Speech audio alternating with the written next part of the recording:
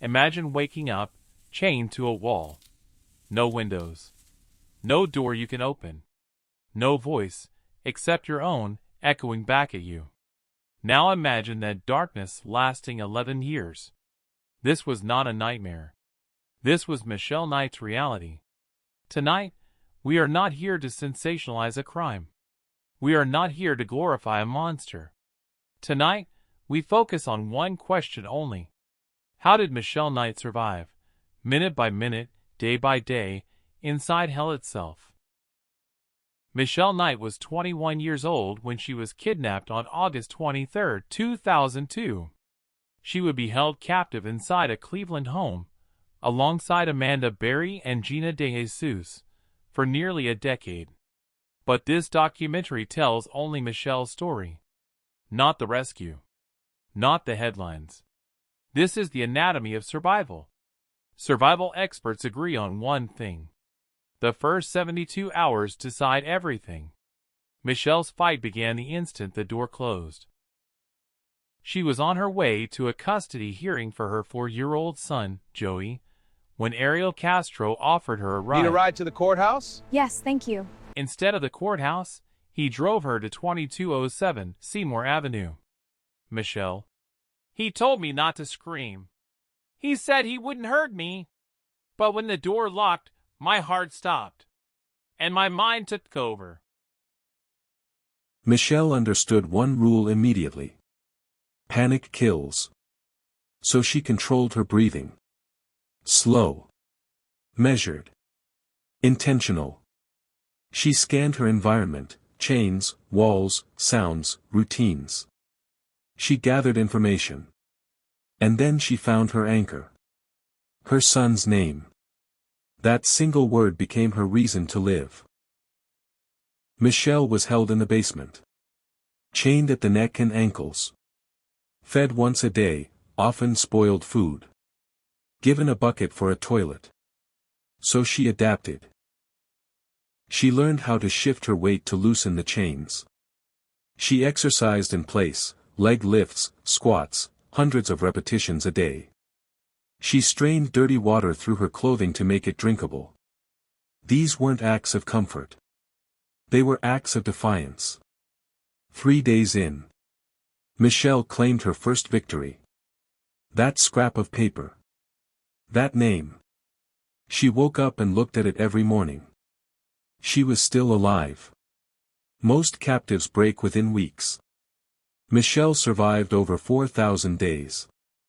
How? She became two people. One endured the pain. The other planned survival. She created an inner sanctuary, imagined conversations, memories, future moments. She counted days. She corrected negative thoughts before they took root. This psychological distance kept her alive. Michelle was beaten, starved, isolated. She endured repeated assaults. She became pregnant twice. During violence, she dissociated, mentally leaving her body. She measured pain, reminding herself she had survived worse. When she gave birth in captivity, without medical help, she relied on memory, instinct, and will. She was not just surviving anymore. She was protecting life. When Amanda Berry and Gina DeJesus were kidnapped, Michelle changed roles. She became a leader. She taught them survival rules.